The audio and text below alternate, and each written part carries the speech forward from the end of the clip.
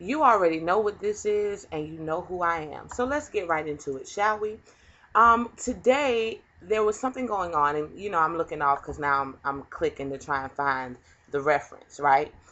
I wanted to try and save this for the show, but I think my face needed to be seen for this one.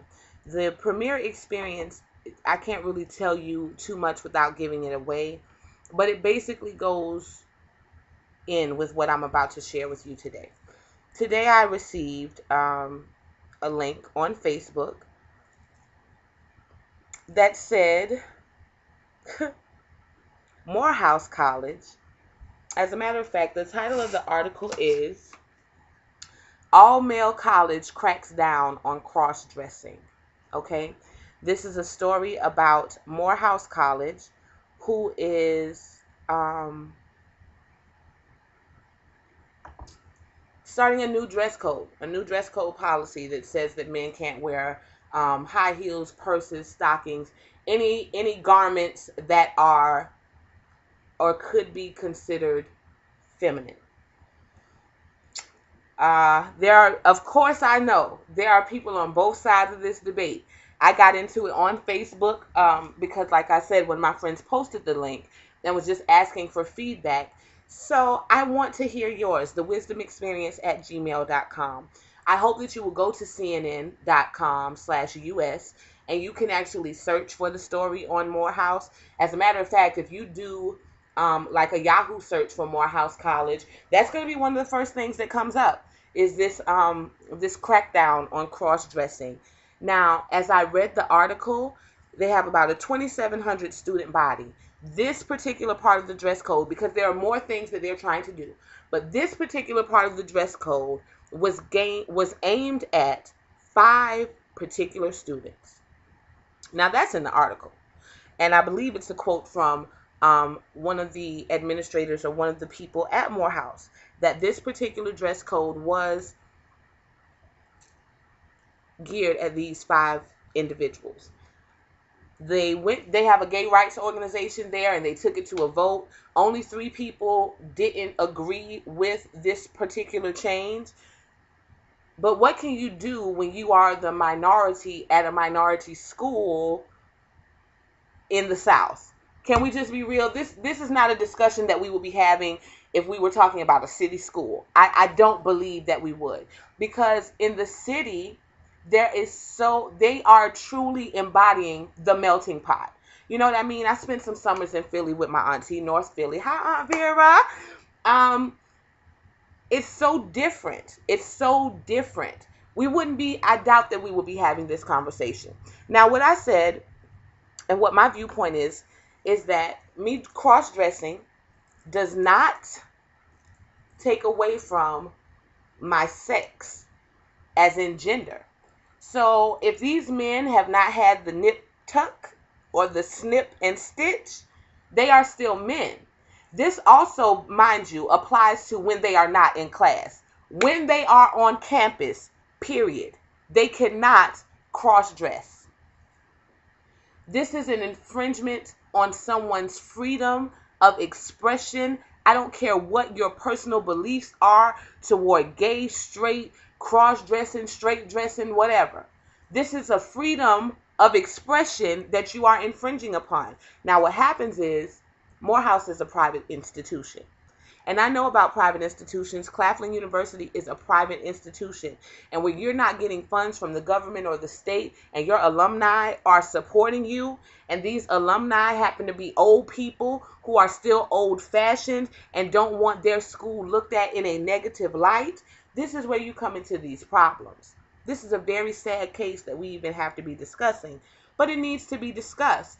I understand that there is a certain decorum that you expect students to have, but we aren't talking about students who are coming to class in pajamas. That's totally different.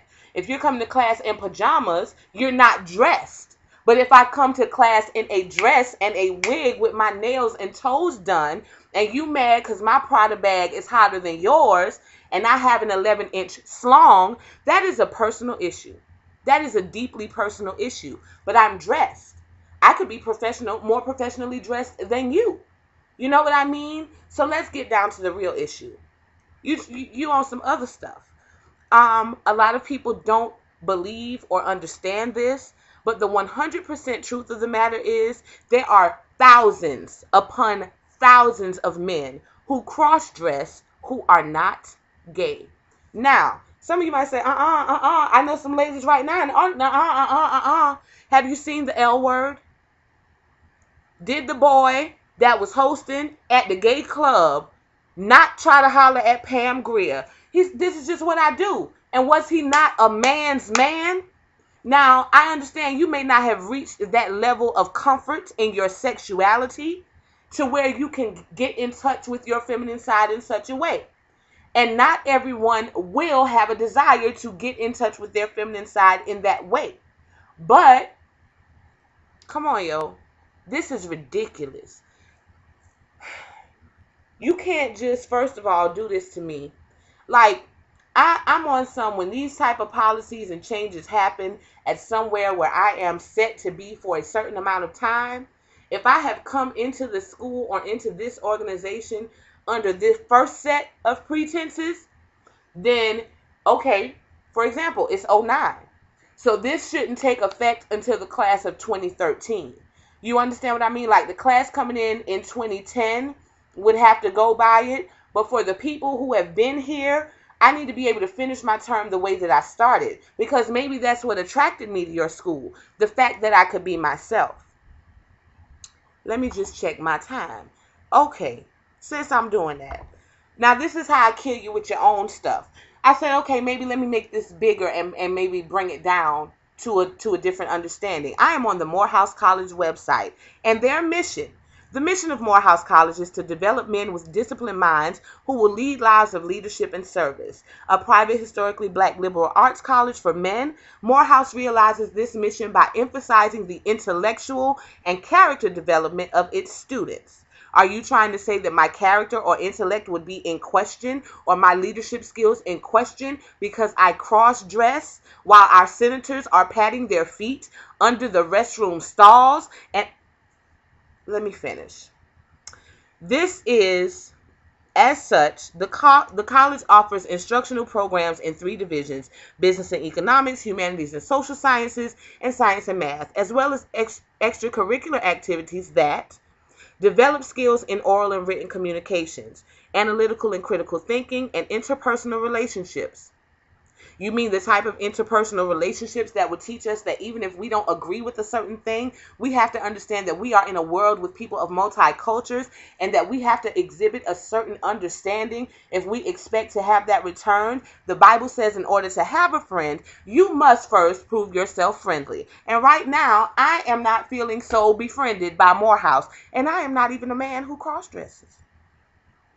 Please read the article, read the mission statement. This is some BS. They say at the end, oh my gosh, this is so much. They say, this is the second point. They foster an understanding and appreciation of world cultures, artistic and creative expression, and the nature of the physical universe. Promote understanding and appreciation of the specific knowledge and skills needed for the pursuit of professional careers and or graduate study, and cultivate the personal attributes of self-confidence, tolerance, morality, ethical behavior, spirituality, humility, a global perspective, and a commitment to social justice. This dress code is completely contradictory to your mission. And if you don't feel like a fool because of that, it's nothing I can do. Y'all get at me. thewisdomexperience@gmail.com. I'm so done. I'll probably do another segment and touch on this more on Friday. This is ridiculous. We'll holler. Peace out. Oh yeah, it's Wednesday. It's Wednesday, October 21st.